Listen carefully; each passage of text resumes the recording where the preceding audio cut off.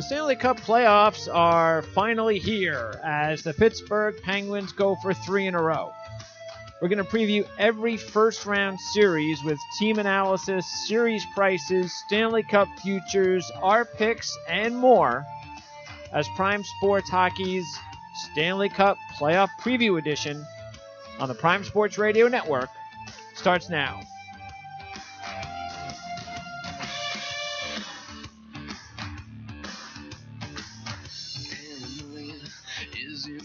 All right, it's Wednesday, April 11th, 2018. I'm Greg DePalma, and before we get started, make sure to visit Covers Experts. That's experts.covers.com. Get 50% off any purchase by using the promo code PRIME50. That's PRIME50.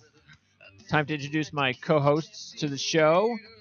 First of all, let's introduce my hockey editor here at Prime Sports Network. He also writes his barometer reports for RotoWire.com. You can follow him on Twitter at AirJan23, Jan Levine.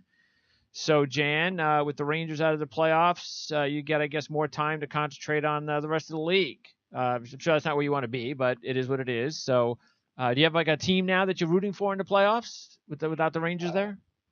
Selfishly, I might say Tampa Bay only because there's 5X Rangers there, and if Tampa Bay wins the Cup, the Rangers get a first-round pick in 2019. But okay. I don't necessarily have another second specific team that I'm rooting for, so okay. I get to sit back, put my feet up, and hope my predictions are right without any ramifications to my home team. All right. Yeah, that's out of the way. Okay, also joining us is a longtime Las Vegas-based sports analyst and purveyor of the website SmokinCokin.com. He's also a pro sports handicapper for Covers Experts at Covers.com, your one-stop shop for current and accurate sports gaming info. Dave Kokin. And Dave, so the playoffs are here. I don't have to ask you this question. You're a Boston fan, right? I am a Bruins fan and also a Golden Knights fan, but unfortunately, being a fan and being a bettor are two different worlds, and I'll explain that in a little bit. All right. We've got a lot to cover here, and we're going to go through all the series. We're going to get the pricing. We're going to get our picks and go over the future prices as well. Let's start, first of all, with the defending champs, Jan. Pittsburgh going for 3 in a row, taking on the Flyers. And the series price here is $225 for Pittsburgh, plus $185 for Philly. Any chance for Philly to strike an early blow in this series? Because if they don't, the series is over, right? I don't know if I call it over, but again, Pittsburgh's clearly a major leg up in terms of getting a 1-0 or 2-0 lead. Because Philly, clearly, it ends and begins all in the net. I mean, does Brian Elliott, now that he's back from his injury, prove to be the guy? Can he be the backstop that Philly's been looking for several years? Most every year we've seen them try to replace their goalie and find someone to maybe be as good as Ron Hextall was many years ago, or when Philly kind of made that surprising run to the Cup Finals several years ago with Ilya Bryzgalov in between the pipes. But I think Philly will give them a pretty good series. I don't necessarily have Philly beating them, but I do think that Pitt will be challenged in terms of the offensive capabilities of Philly. You look at Claude Giroux moving from center to wing, which has freed him up offensively. You look at the year Sean Couturier has had. You look at the kind of season Jacob Voracek has had. You add in Wayne Simmons, who, despite having a subpar year for him, is still a weapon, especially down low in a series like this. And then you factor in players like Shane Gostisbehere and Ivan Provorov, who doesn't get enough publicity, but is one of the better young defensemen in the league. And Philly has more than a puncher's chance in the series. All right, but you're going to go with Pittsburgh in how much? 6? I'm going to say Pittsburgh in 6. I just think that Pittsburgh, especially with Chris Letang back healthy this year, Brian Dumoulin's had a pretty good year for them. Oli Mata is fully healthy after a pretty good playoff season last year. You look up clearly the names up front we've talked a lot about is Crosby, Sidney Crosby of Jenny Malkin, who's going to be in the running potentially for the Art Ross Trophy this year. Jake Gensel and Connor Sherry both had good seasons last year or good playoff runs, regressed a little bit this year, but they're still weapons up front. You factor in guys like Carl Hagelin, who has playoff experience, and you just look at Pittsburgh as a whole, and they seem to have too many weapons for Philly to handle. But as I said, if Brian Elliott can kind of get on a run and start putting some doubt in the mind of Pittsburgh, maybe Philly can somehow surprisingly spring an upset, but I'm still going to take Pittsburgh in this series in 6. Yeah, Dave, I wouldn't wager on Brian Elliott getting hot. So Pittsburgh's going to, sooner or later, the run's going to come to an end. But and I do agree, though, with Jan. I think this is going to be a tough series, maybe a tougher one than people think. But it doesn't necessarily reflect game wins. But I just think each game will be pretty tough. And I wouldn't be surprised if Philly even gave him a really tough first game.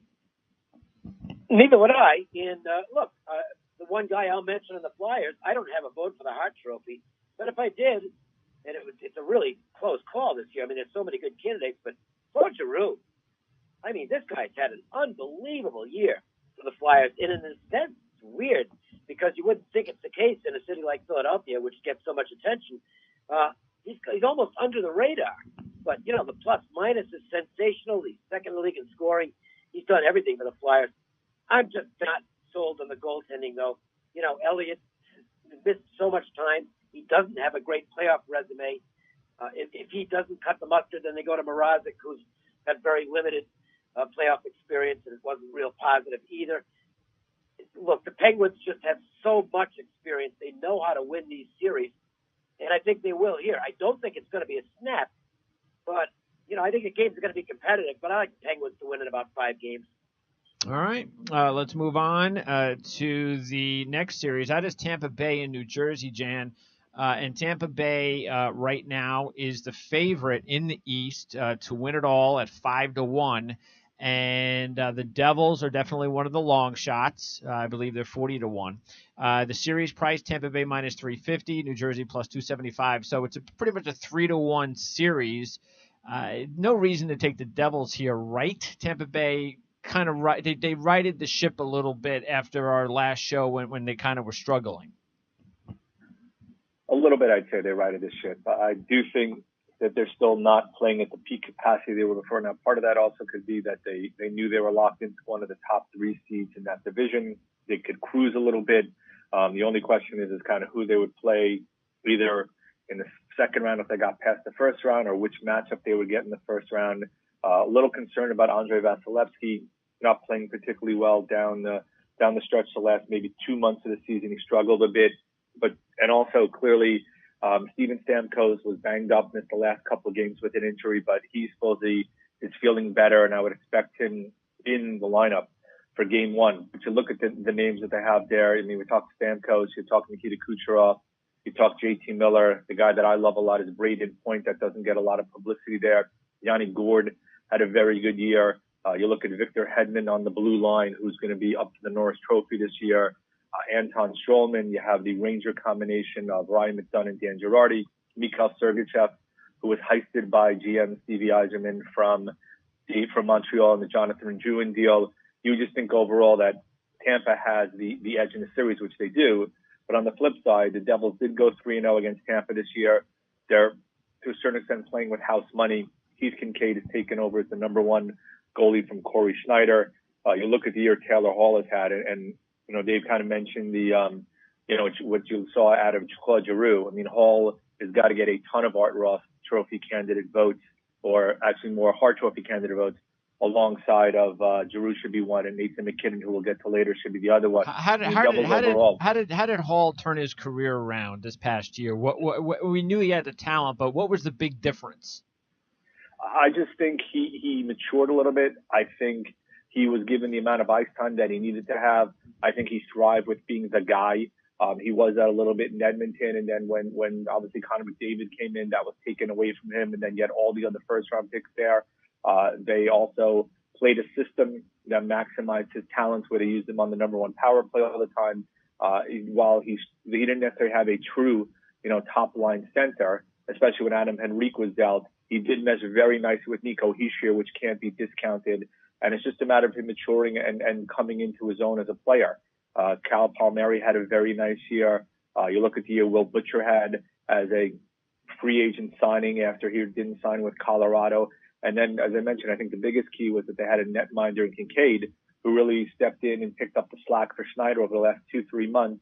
Ray Shero Ray Shiro made a nice move getting Michael Grabner, even though Grabner didn't play particularly well.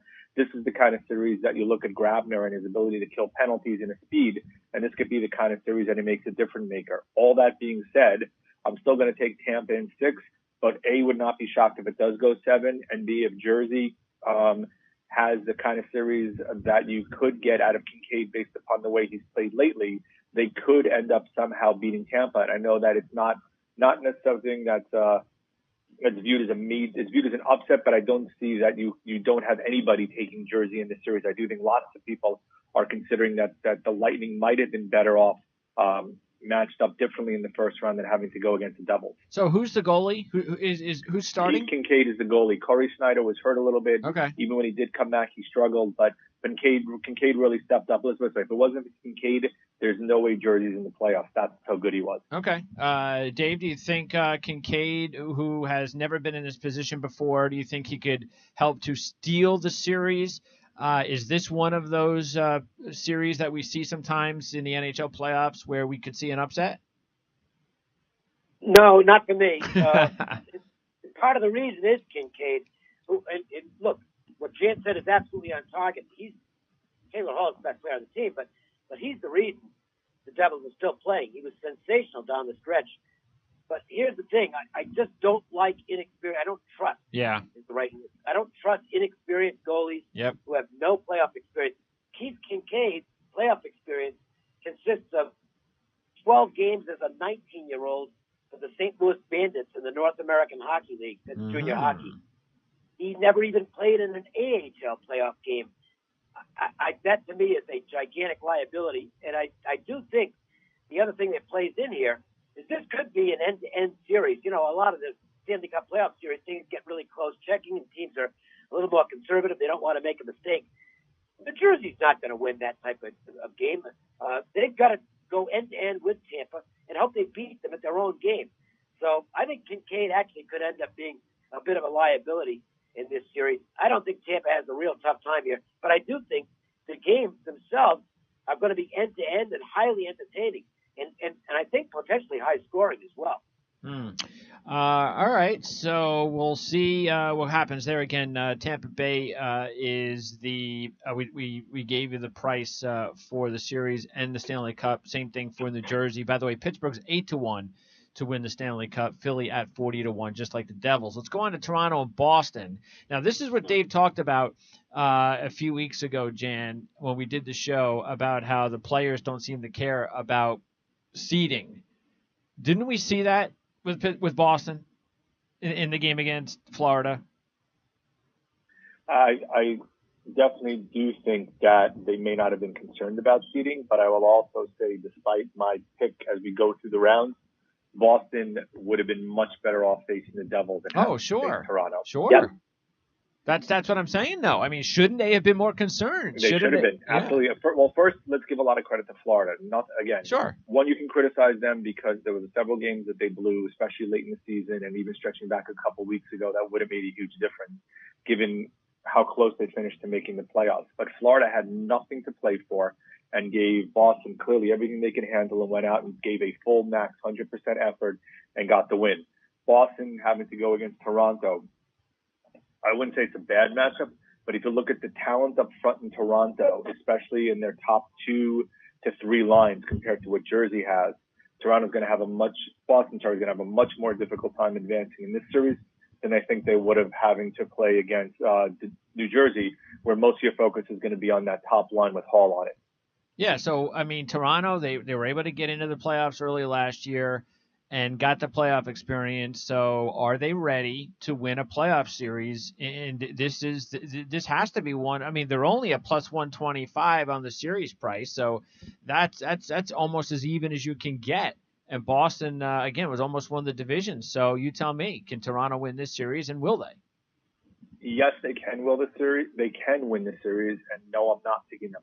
I'm actually picking them to lose in a game 7 to Boston. And if you harken back to the 2013 Eastern Conference quarterfinals, Toronto blew a 4-1 lead, giving up 3 goals late and then losing in overtime. I don't necessarily think it's going to be that much of a heartbreak or that kind of a game again, but I do think Boston, especially now with Rick Nash is expected back from his concussion, Although I disagree with Bruce Cassidy's decision, at least as of right now, to sit Ryan Donato to put Nash in as opposed to sitting somebody like Neil Accardi or one of the other, third or fourth line wingers that they have there. I think Donato is a much better play for the lineup right now. You look at the minutes that you expect Dano Chara to get. Charlie McAvoy is fully healthy. We know what Torrey Krug can do.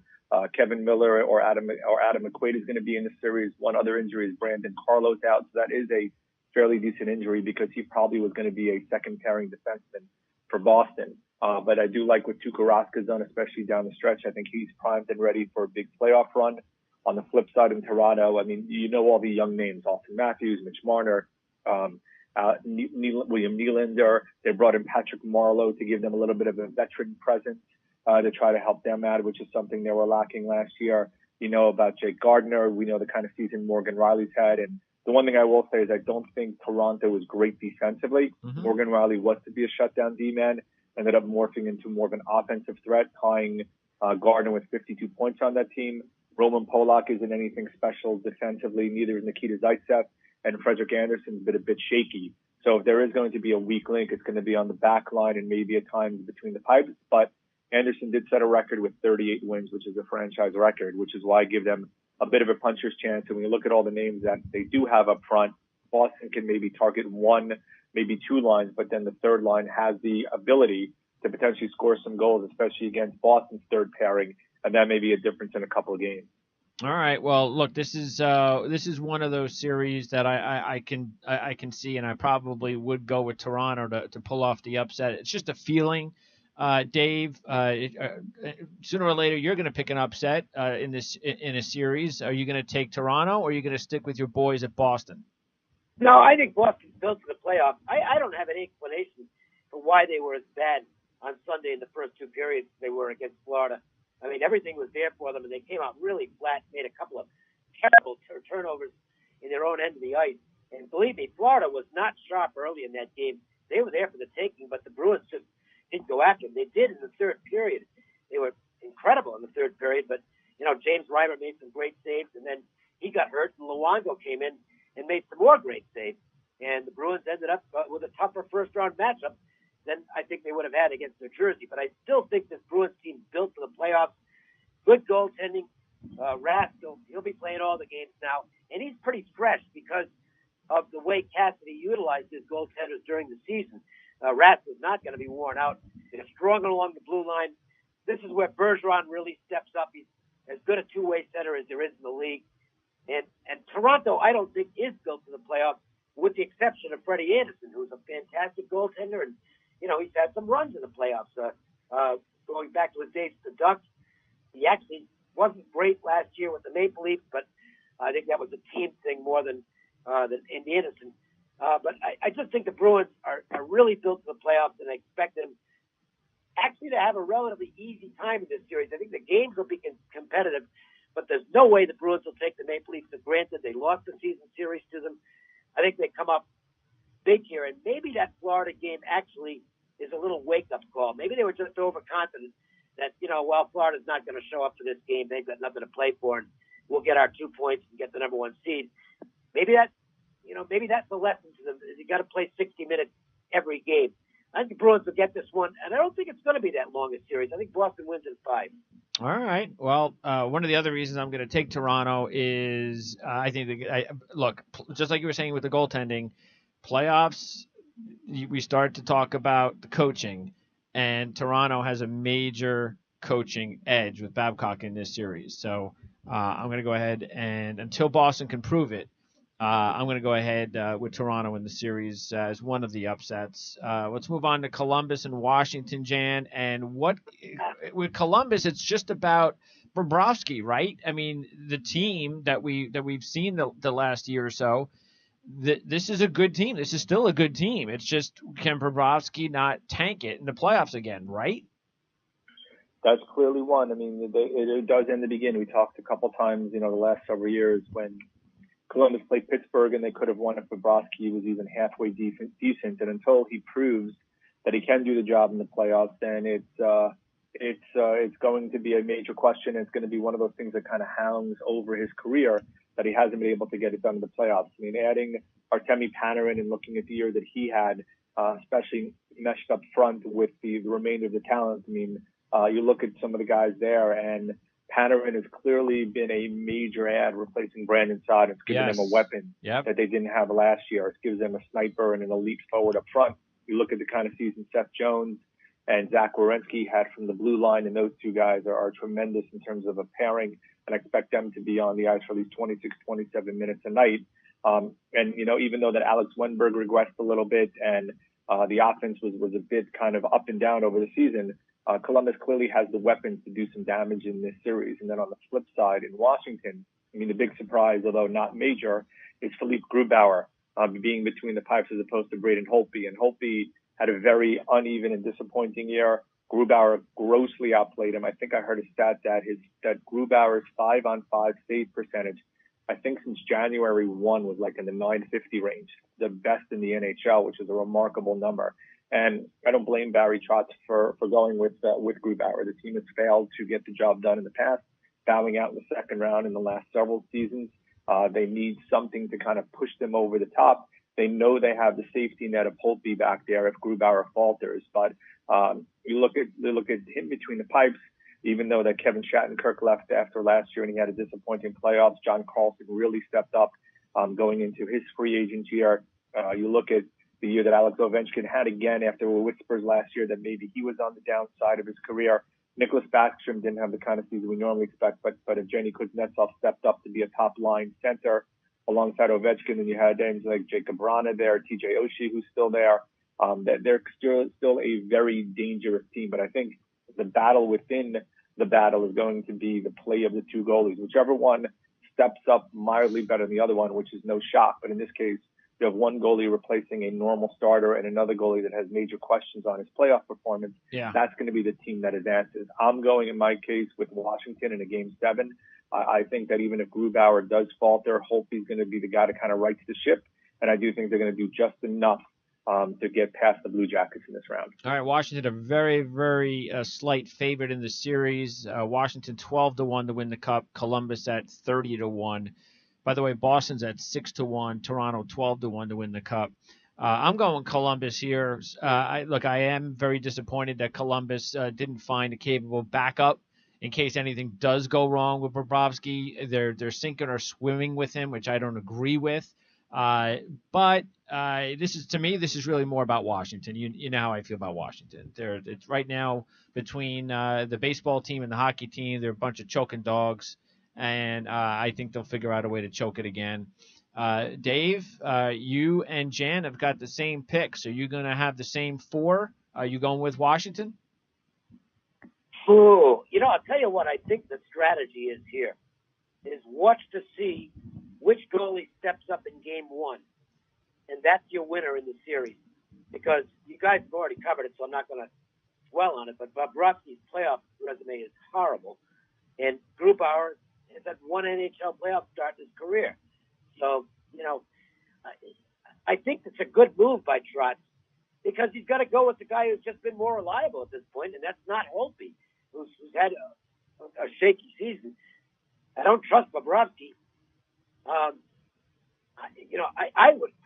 I'll make a guess on the series, but I think I'll have a much better opinion after Game 1. I'll guess Columbus because I like the way the team's played down the stretch.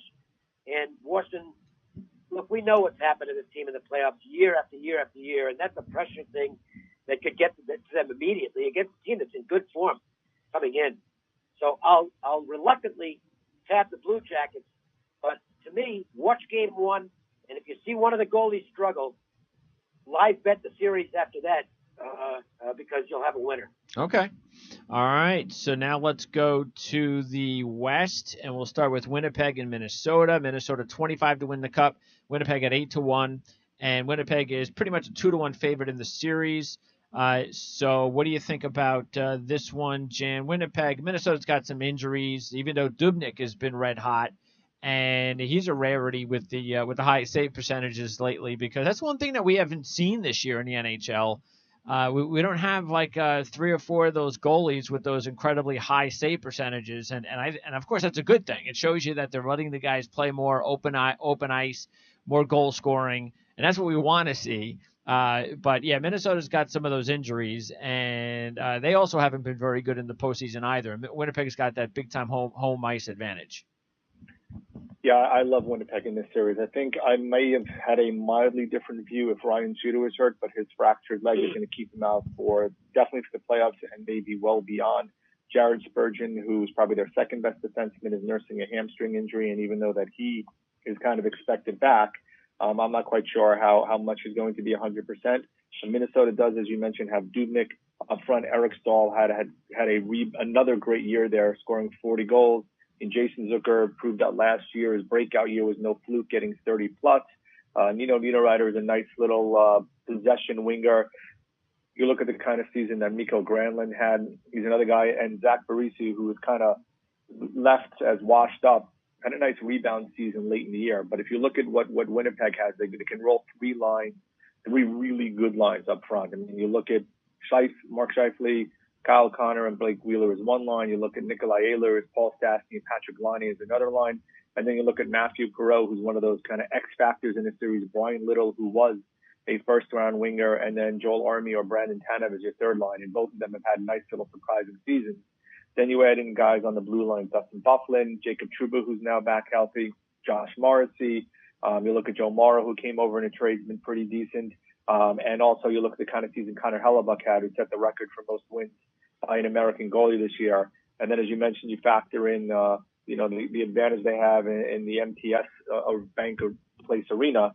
That's a kind of hard battle or a hard hurdle for Minnesota to overcome. I'm taking Winnipeg in 5 in this series.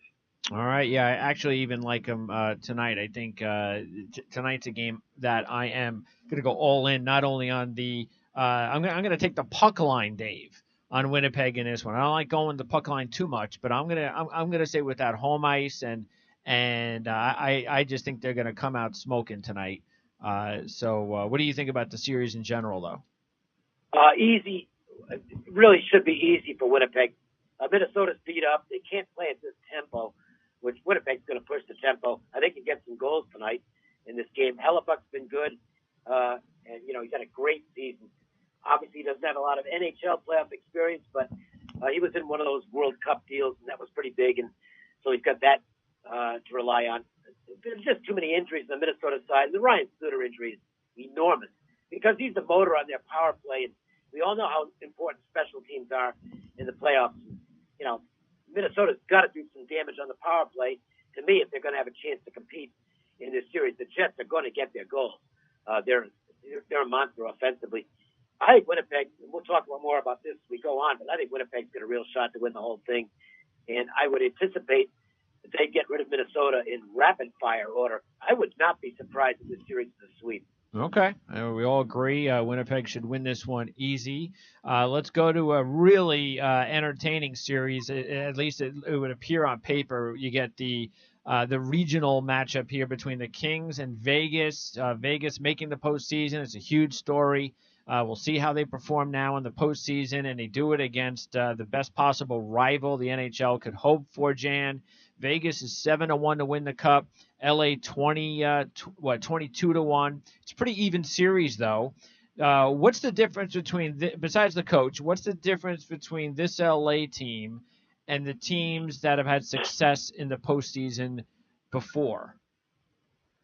I think offensively they're slightly different. So the migration from Suter to Stevens, John Stevens, I think it gives in LA a bit more of an offensive mindset. So if you look at their block shots and the way they play defense, you wouldn't notice it, but they do have the ability to be a much more of a weapon offensively than in years past. They don't have to win games 2-1 or 1-0. When you look at the rebound season Andrei Kopitar had this season, Dustin Brown got resurrected in terms of the kind of year he had. You saw the 4 goals he scored the last or the next to last game of the season. You look at the kind of year that Tyler Toffoli had wasn't too bad. Tanner Pearson had a decent year. Jeff Carter came back from his injury. We all know how good Drew Doughty is. Jake Muzzin looks to be healthy and ready for the playoffs. They did add a guy who can be physical in Dion Phaneuf.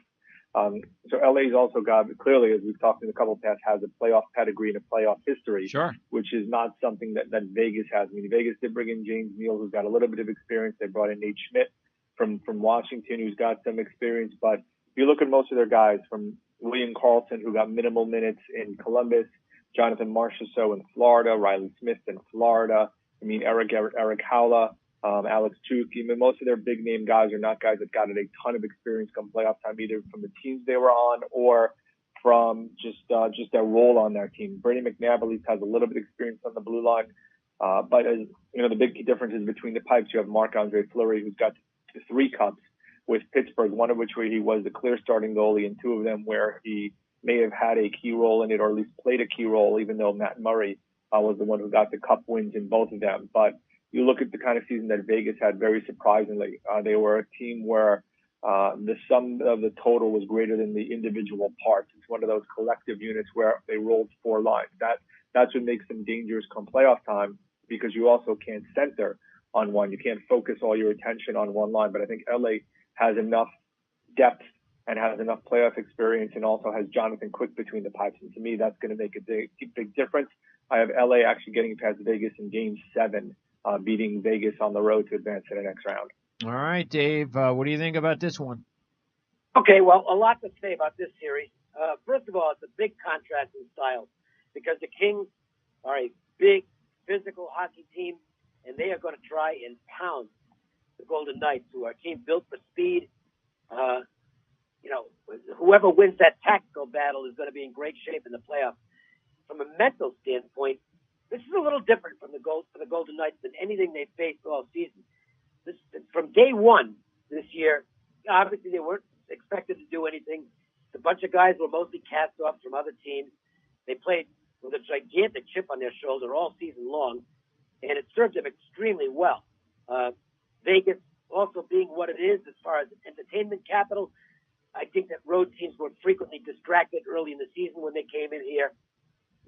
And it was always one game at a time. That's not the case here. Now they're going to be playing each other at least 4 times in a row, and maybe 7 times in a row.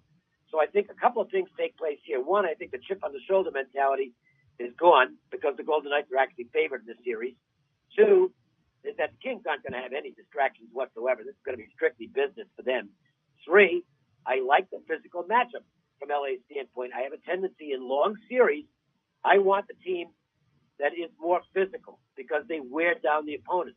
And I think Game 1 is an absolute must-win for the Golden Knights. If they don't win Game 1, they could get blown out in this series. They could be in real trouble.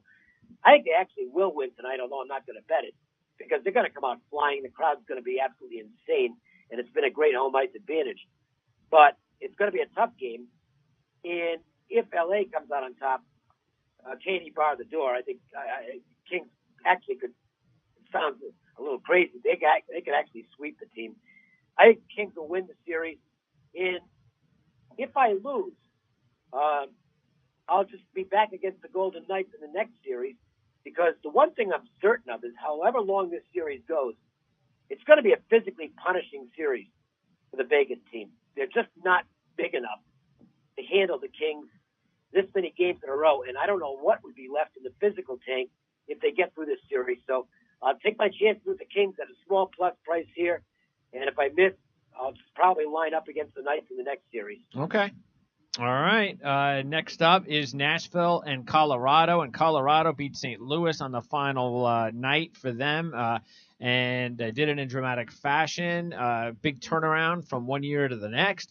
Nashville, though, the heavy favorite here, 3-1 to win the Cup. Colorado at 40-1, minus 290 for Nashville in just the first game. That shows you how what kind of a favorite they are. Minus 560 on the series. So Colorado's, if you're taking Colorado, you're getting 4-1 on them, and it should be. I mean, Nashville is looking like they are hungry. Pekka Rinne has just played awesome all year.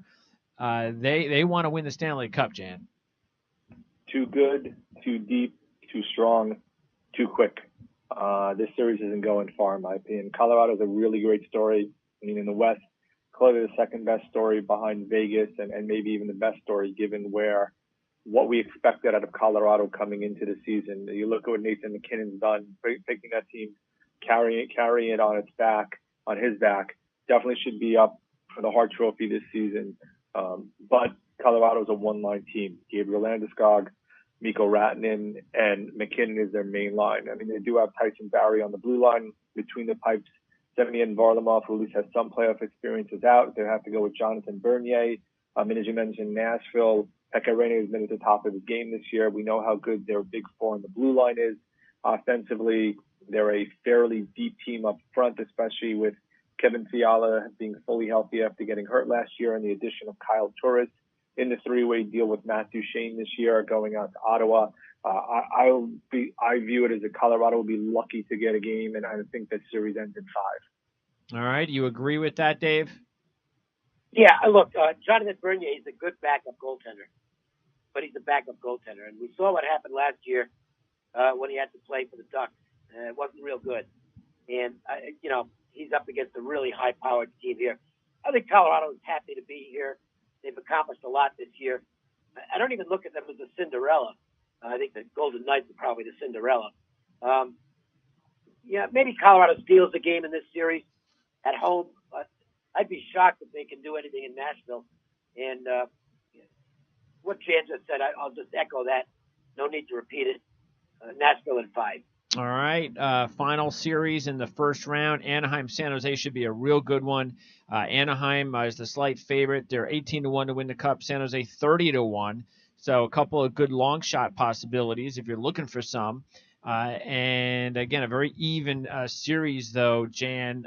But Anaheim does have a couple of injury situations. Gibson and goal, Cam Fowler. The good news is, though, they do have Ryan Miller. That's the reason they got him. If there was an injury, they could go to a guy like Miller in the postseason and feel confident that they could still win games, and Miller is battle-tested. So Fowler is the more important of the injury as far as I'm concerned. We've both liked Anaheim for the last few months because they got off to such a slow start with the injuries that their Stanley Cup odds were so high that we jumped all over them. And even right now at 18-1, I think they're one of the best, if not the best picks as far as long shots going into the postseason. So any reason for you to change your mind in this series with San Jose, and what kind of a series it should be? I did predict it's going to go 7. I do think it's two teams that are fairly evenly matched, separated by 1 point during the regular season. As you mentioned, Anaheim is without Cam Fowler, which to me is a big loss. So they did have a similar situation last year. Gibson, who's been banged up, is quote-unquote a viable option, is what he's referred to for game 1. So he could be between the pipes. But they do have Ryan Miller, who has an enormous amount of playoff experience. Ryan Getzlaf has morphed into more of a facilitator than a scorer this year. I think he only had 11 goals. Corey Perry had a little bit of a difficult season. They were paced by Rickard Rakell, who continued the rise that we saw last year. Ryan Kessler had a very poor season coming back from his hip injury. I expected a lot more out of him. So you have to wonder how healthy he is. But that's why Anaheim went out and got Adam Henrique in a trade with New Jersey, giving up Sammy Vatanen, who played a key role in New Jersey's rise to make the playoffs. But on the flip side, San Jose is without Joe Thornton now. It is an outside possibility he comes back for the latter part of this round after missing close to over 35 plus games towards the end of the season with his injury. Joe Pavelski got off to a very slow start, but he rounded into form late. Same can be said about Brent Burns, who's a bit more up and down than we're used to expecting. Also similar, you can say about Martin Jones between the pipes. He didn't have a great year, and Aaron Dell at times actually outplayed him to the point where you almost could have seen a switch occurring there. But guys like Mikkel Bodner had a very good year for them very quietly. Thomas Hertl had a very good year for them. Logan Couture scored a career-high 33 goals this year. Tino Meyer and Chris Tierney made 2/3 of a very nice third line this year, along with Kevin LeBlanc. And I just think the depth that they have up front in terms of being able to potentially go with 2 to 3 lines is a bit deeper than what you see out of Anaheim, especially with Fowler out. And I just think that San Jose is just going to have just enough to get past Anaheim in a Game 7. But if Kessler does revert back to the form that we've seen in the past, I would not be shocked if Anaheim makes it to the next round. All right, so Dave, you're gonna be the deciding one here. I got Anaheim. Jan has San Jose. Who are you gonna go with? I'm going to go with San Jose, and I'm going to go to the goaltending. I think this is a very even series. The Ducks, hats off to the Ducks for making the playoffs. They've had so many injuries this year. It's amazing how many man games they've lost to injury this year. It's phenomenal. But Martin Jones is a guy I really like in big games. Look, I know they got beat 4-2 last year, but none of that was Jones' fault. He was absolutely great in those 6 games. for the Sharks and gave them a chance to win that series. He had a good run the year before that, obviously, because San Jose almost won the whole thing. So I think Jones is a strength. Ryan Miller is a quality veteran if he's going to play, but he hasn't won a playoff series since 2007. That's a long time ago. And I don't know what the health of John Gibson is. So if he's in the net, is he really reliable at this point? To me, the teams are fairly even, and I think that's the difference in this thing. I also think it's going to be a long series. This is, from a personal standpoint, in terms of just a series that I think is going to be really exciting and really gritty with one close game after another. I think this is the one that's got to be washed. And I think it's a 7-game series as well. But I'm going to take San Jose to come through as a small dog in this series. All right. What would be your best Game 1 matchup then? Just for the games that are going to take place over the next couple of days, Dave. You mean in terms of a quality game or the one I like the best? Pick. I think the Jets are going to score a bunch of goals tonight, and I like that game to go over the total. I don't think Minnesota can slow them down. And, you can see a 7 or 8 goal game there with most of the goals by Winnipeg. So you're going to go with an over total on the Winnipeg-Minnesota game, Game 1? Yeah. Okay. Yeah, I just don't see – I mean, and by the way, I didn't mention this, but it's Bruce Boudreau. And is there anybody worse in the playoffs than Boudreau? No. I don't see he's not going to be able to come up with a game plan to slow down Winnipeg. I think the Jets are going to be all over the place tonight. Yeah, I agree. Jan, what would be your top Game 1 match next couple of nights? I'm going to go with actually Washington-Columbus. Really? I'm very interested to kind of see how the two goalies play in that series. One who's replacing the normal starter, and the other one who has an enormous amount of pressure on him. And then there's one of the two goalies crack, creating an opening for the opposing team to kind of take a major advantage going into Game 2. So who are you picking? I'm going to still take Washington. I just have a feeling Grubauer is going to continue the So you're picking the style of play Washington that he's had. in Game 1 at, what are they, minus 145? Yep, I'm going to go with Washington. I just have Okay. a hunch Grubauer is going to play well, and I think if that does happen, that does set them up to have a very good chance of winning this series, mainly because they're going to gain confidence from seeing the younger goalie between the pipes who's normally not been there come playoff time. All right, and you have a different opinion as far as your best series, the pick? Best series overall? Yeah, and you got to include the odds, though. So you can't be going Nashville at minus 560 unless you want to put up $560. I'm going to say in terms of best series overall, I'm going to say San Jose, LA. No. I just have a feeling that series is going to be a war. No. To pick how much money. So you would, which one would you want to put money on that you're the most confident with, without having to obviously put up $560 to make 100 with Nashville? I'm going to say, ironically enough, I'm going to say Tampa Bay, New Jersey, taking Tampa. Yeah, it's a little high too, though. That's at minus 220, but that's okay. But you're willing to invest the 220. You think that's even? But how many games did you say that was going to go? I said it was going to go 6.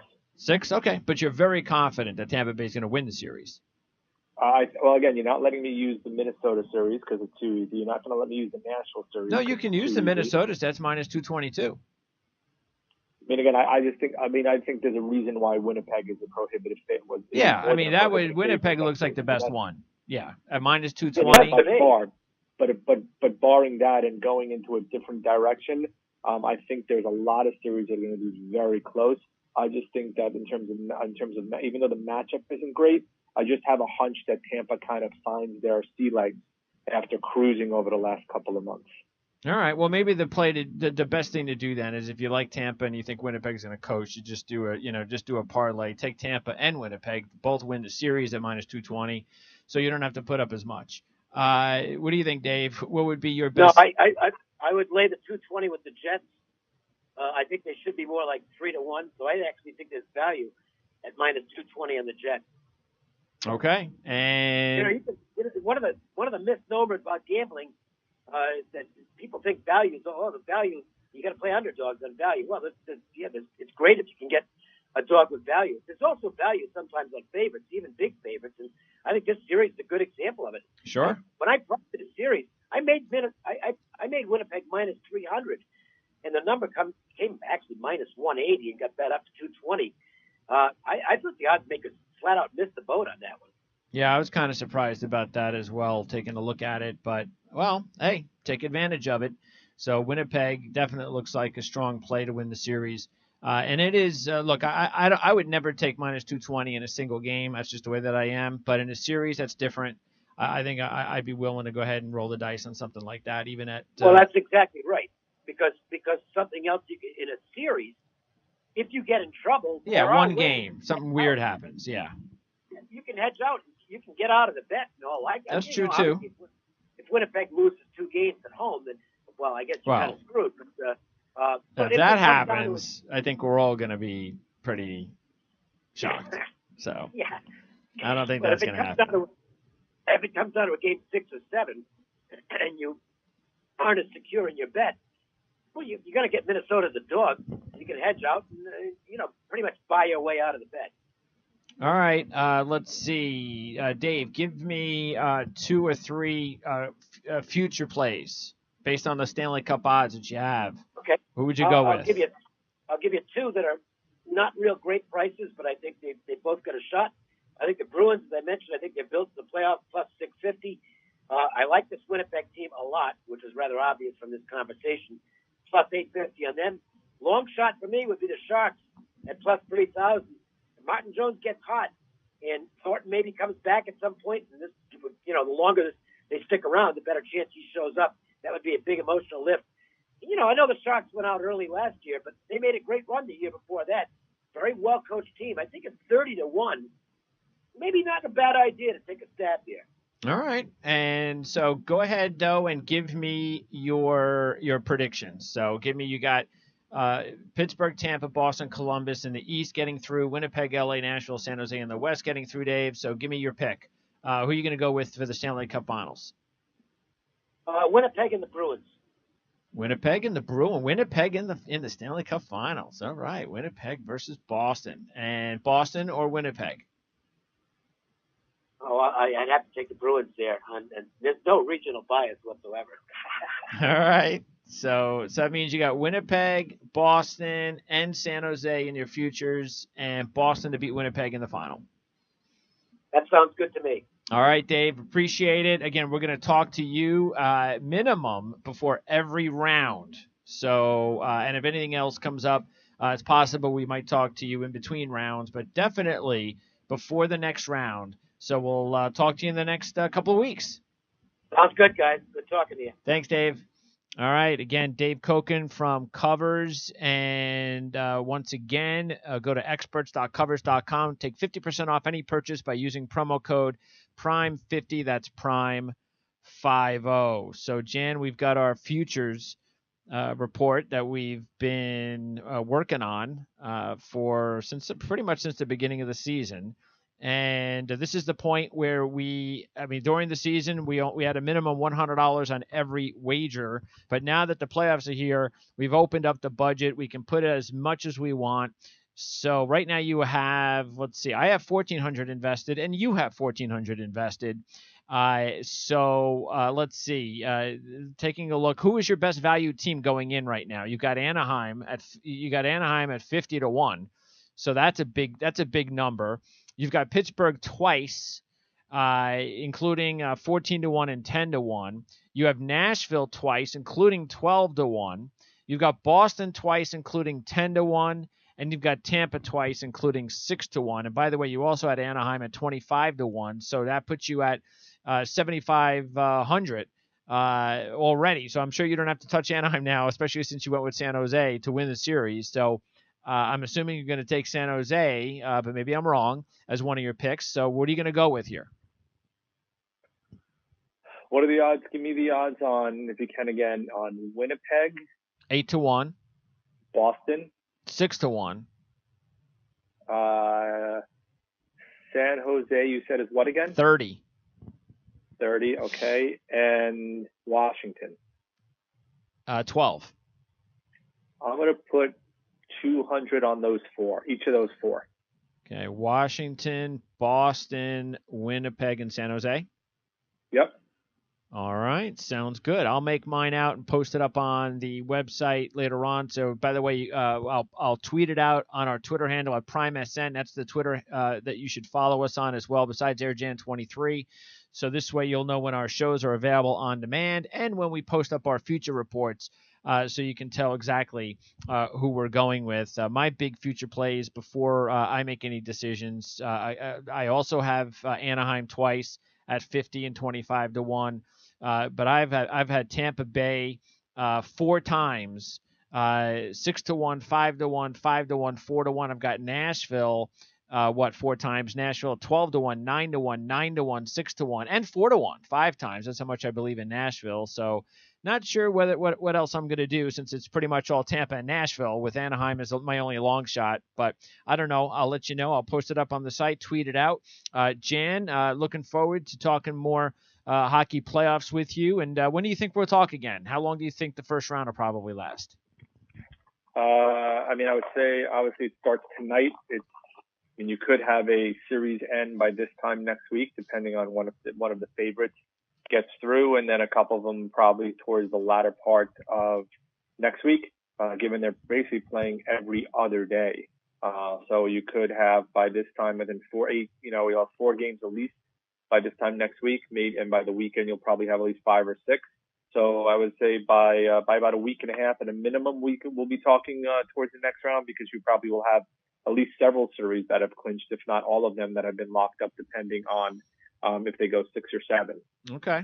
All right. So that's about the time we'll be back on the air again talking hockey. Give me your pick then to win the Stanley Cup. Who's going to be your matchup? So like Dave, I thought I was being bold by taking a Winnipeg-Boston Final 2 with Boston winning it all, but it seems as if Winnipeg has become the gauche pick and the in vogue pick by a lot of people to get past Nashville in round 2 and then find their way to the Stanley Cup Finals.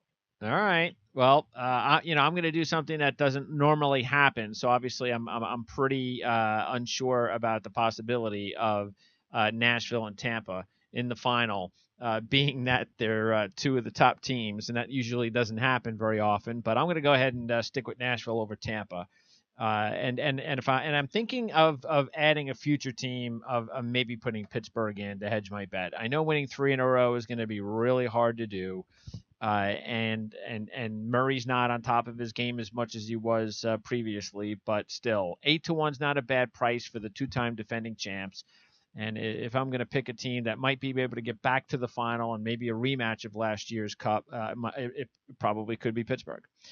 Okay, so that'll wrap it up, Jan. We'll talk again. Let's see. If we're talking again in a week and a half, that means who knows? We might actually talk about the Jets draft before we talk hockey again. So one thing's for sure: in the next couple of weeks, we'll be talking hockey and Jets draft. So looking forward to it. Only a few more weeks to go for the Jets.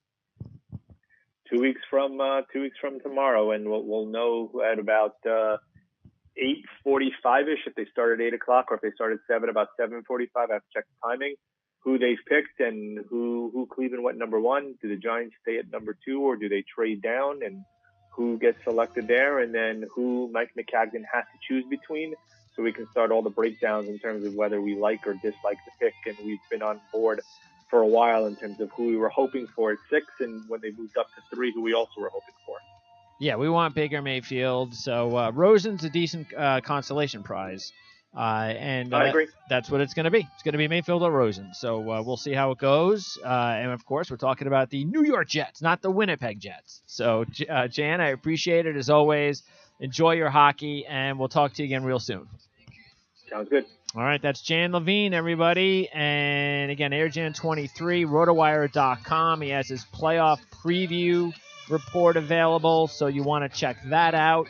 Matter of fact, I'll be posting a link to the playoff preview on our website, so you can go there and check out our futures report or even the show report, on-demand show report, and we'll have a link up to Dan's profiles of all the matchups in the first round available at rotowire.com. So for Jan Levine and for Dave Koken from Covers.com, I'm Greg DePalma. Thanks for tuning in to our Stanley Cup Playoffs Preview Edition of Prime Sports Hockey and the Prime Sports Radio Network.